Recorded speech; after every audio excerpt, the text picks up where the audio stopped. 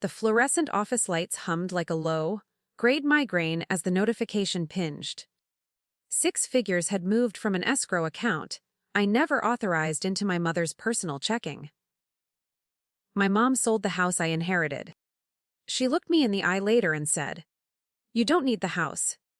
My brother mocked me while sipping a soda. "But I need a vacation." He smirked.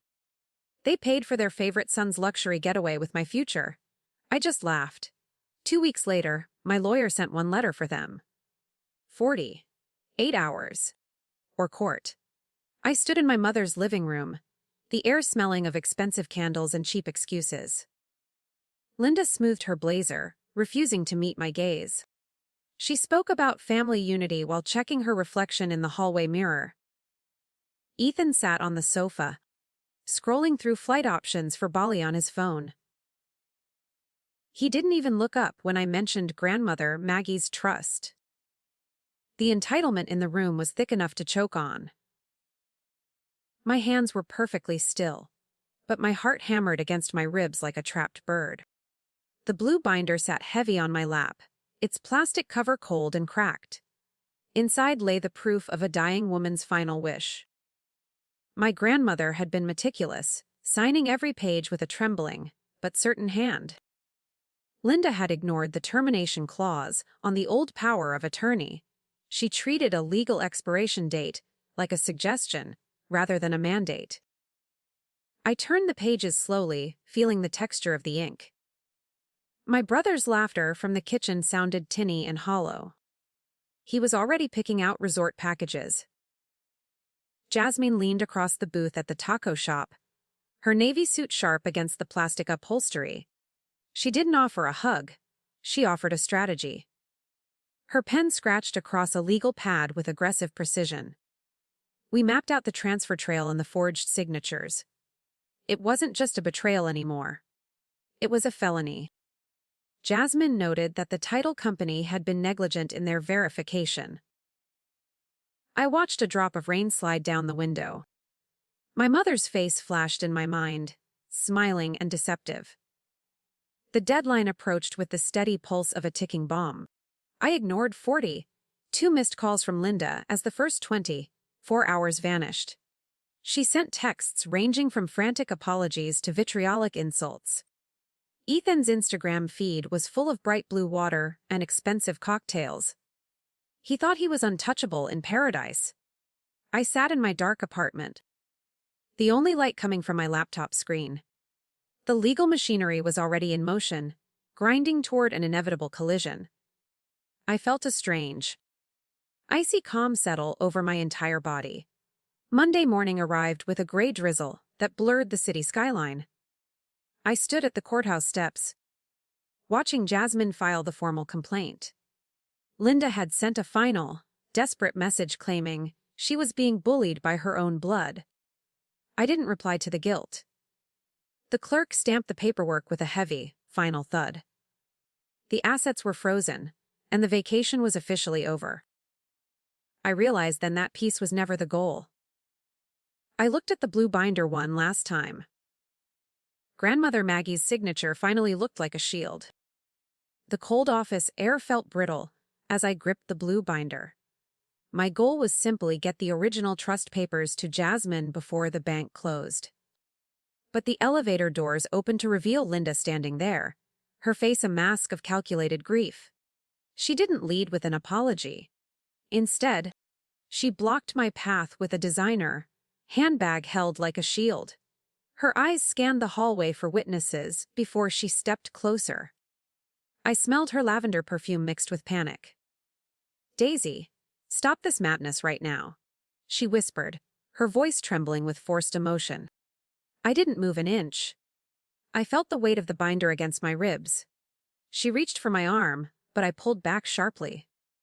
The lobby was quiet, save for the distant hum of traffic outside the glass doors. She claimed the money was already tied up in Ethan's safety. It was a classic Linda move. She always framed her theft as a noble sacrifice. "The money is gone, Daisy," she lied, her gaze flickering to the floor. I knew it was a bluff to make me drop the case. If the funds were truly vanished, she wouldn't be here begging. She was protecting her own house, the one she'd leveraged to fuel Ethan's habits. I pushed past her toward the rotating doors. The street noise rushed in, cold and indifferent. I saw Jasmine's car idling at the curb, a beacon of sharp, legal reality. I slid into the passenger seat and handed over the binder without a word. Jasmine flipped to the third tab, her eyes darting across the fine print.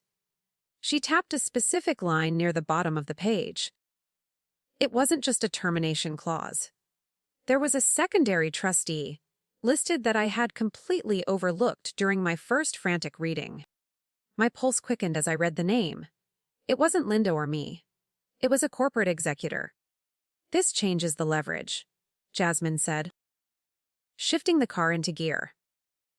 A corporate executor meant the title company had bypassed a professional entity, not just a grieving daughter. The liability for the bank just tripled. We drove through the gray rain toward the downtown branch. I watched the wipers clear the windshield in rhythmic slashes. My mother was still standing on the sidewalk, a small figure in a beige coat. She was frantically typing on her phone. We reached the bank just as the security guard reached for the locks. Jasmine held up her bar card and a copy of the court filing. The manager was a thin man who looked like he hated surprises. He led us into a windowless office that smelled of stale coffee and toner. I sat perfectly still while Jasmine laid out the forgery. The manager's face turned a pale shade of gray as he realized the magnitude of the error. He pulled up the transaction history on his monitor and frowned. The screen reflected in his glasses, showing a series of rapid-fire transfers. My mother hadn't just paid off credit cards. She had moved a significant portion of the house proceeds into a private offshore account in Ethan's name.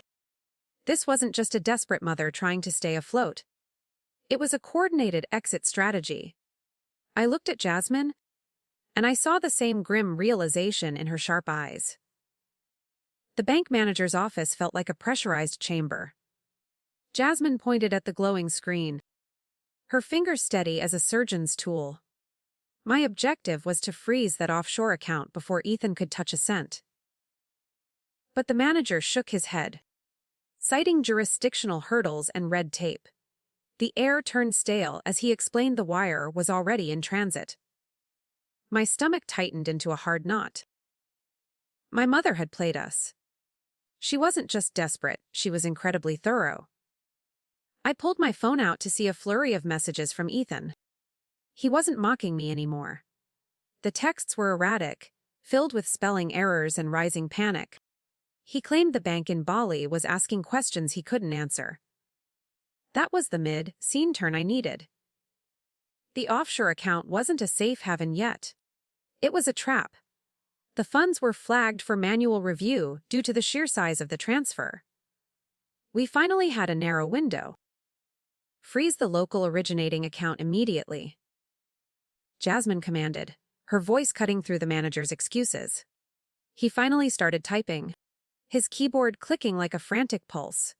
I watched the progress bar on his monitor with bated breath. If we stopped the source, the offshore ghost would vanish. The overhead lights flickered, casting long shadows across the mahogany desk.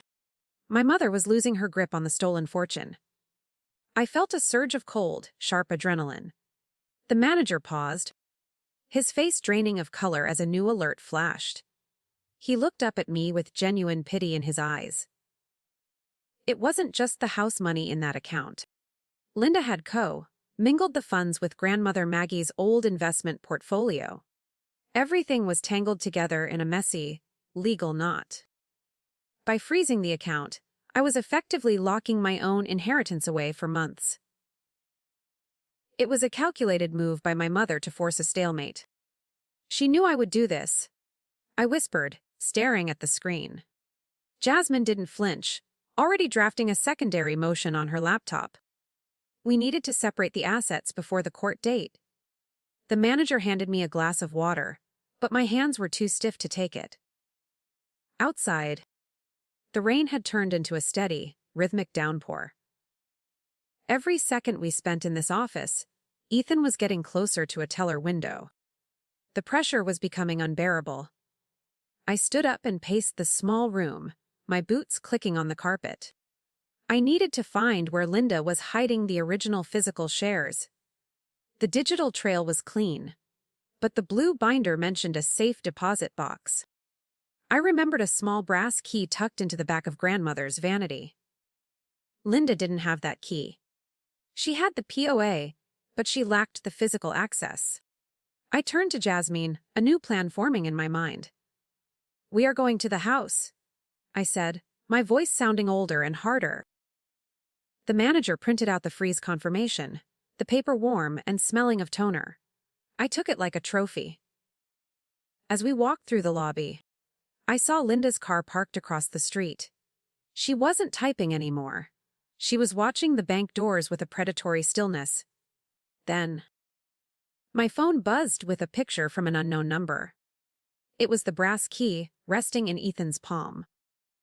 The image on my screen was a serrated blade to the chest. Ethan had the brass key. He wasn't just a passive traveler. He was a thief in training. My objective shifted instantly from the bank to the physical vanity. If he had the key, he had already been inside my apartment. I felt violated in a way the bank transfer couldn't match.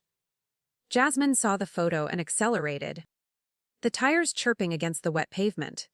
We were in a race. The drive was a blur of gray rain and red brake lights. Pressure mounted with every minute lost to the evening rush. My hands gripped the door handle, until my knuckles turned white. Linda's car was no longer behind us, which meant she was heading to the same destination. She had sent Ethan into my home like a weapon. I realized the mockery in the living room was just a distraction. They had planned this deep heist for months. We reached my building, and I didn't wait for the car to fully stop. I sprinted toward the lobby, my boots echoing on the marble floor. The elevator felt agonizingly slow, its rhythmic dings mocking my urgency. I reached my door and saw the lock was intact. My heart slowed for a fraction of a second.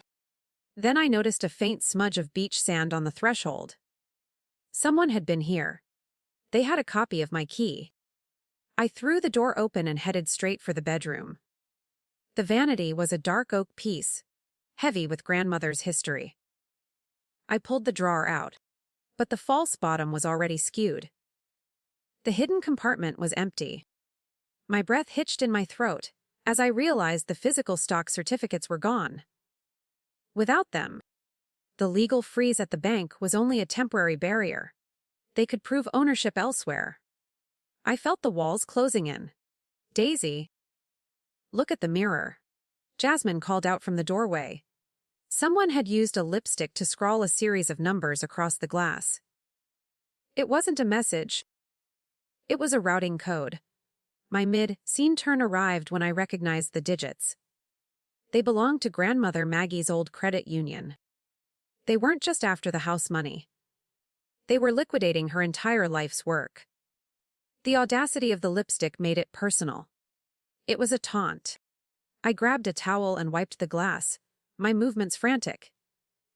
I needed that code for the next injunction. Jasmine was already on the phone with the credit union's fraud department.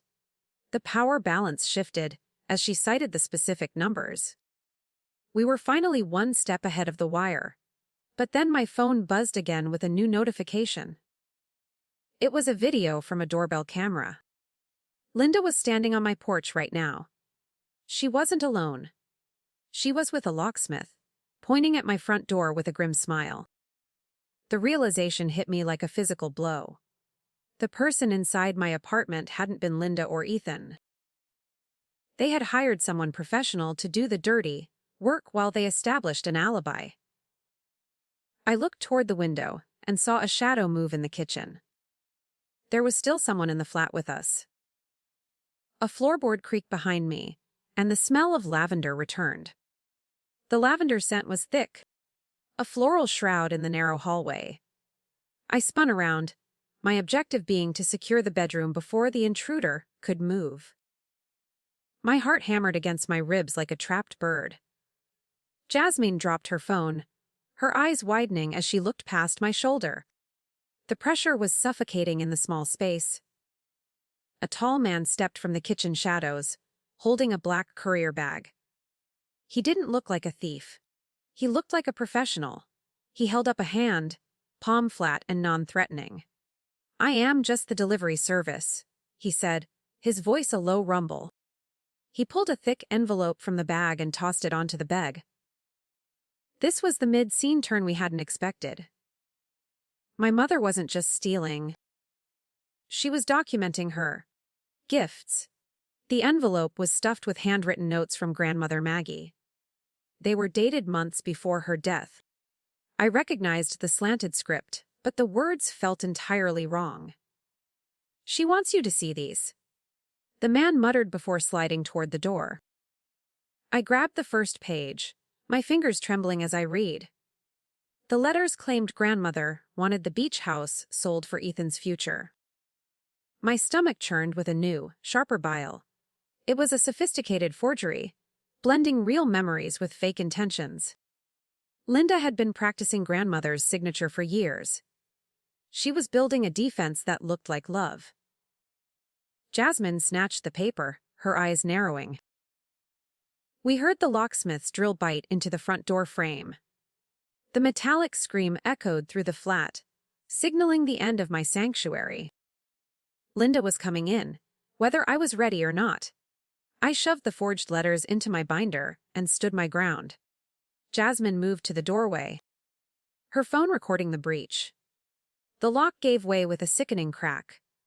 My mother stepped inside, her face flushed with a terrifying, triumphant glow. She looked like a stranger. "I gave you 48 hours to be reasonable," Linda said, her voice steady. She didn't look at the chaos she had caused. She walked straight to the vanity, as if she still owned the room. Her presence was a physical weight, pushing the air out of my lungs. I realized then that she didn't just want the money. She wanted to erase Grandmother's preference for me. It was a war of legacies. She reached for the empty hidden compartment and froze.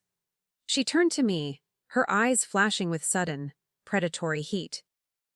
"Where are the certificates?" "Daisy," she demanded. I finally understood the power shift.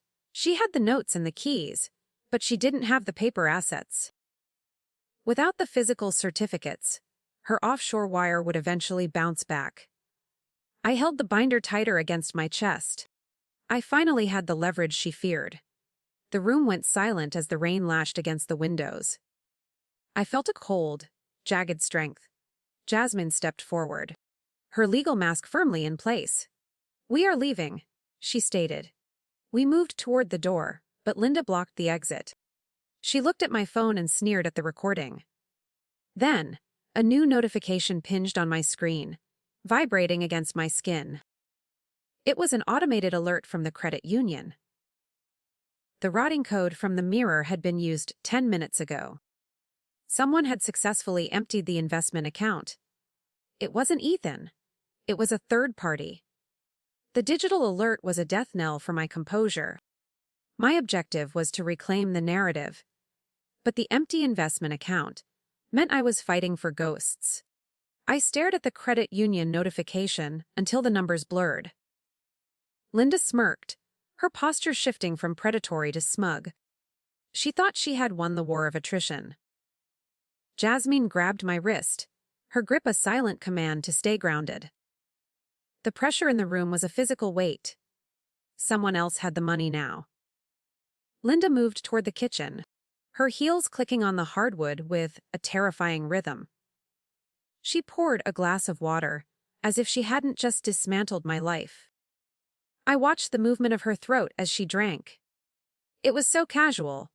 She didn't look like a mother anymore. She looked like a professional thief who had finally retired. Jasmine whispered into her phone, her voice a low, urgent hum. The air smelled of ozone and damp wool. The locksmith remained by the door. I looked at the lipstick numbers on the mirror again. They weren't just a writing code. There was a suffix I had missed in the chaos. It was a secondary authorization tag. My mid-scene turn arrived when I realized that tag belonged to my brother's defunct LLC. Ethan wasn't just a passenger on a beach. He was the primary signatory on the theft. This was his exit strategy, not just Linda's debt solution. He had betrayed me more deeply than our mother. I felt a cold, sharp rage. He did this, didn't he? I asked, my voice barely a whisper. Linda set the glass down with a precise clink. She didn't deny it. Instead, she adjusted her blazer and looked at the clock. The silence was an admission of guilt. She had groomed him for this moment for years. While I worked my tech job, they were practicing their haste. The betrayal was a family tradition I had been excluded from. I gripped the blue binder until my knuckles turned white. I was done being the victim.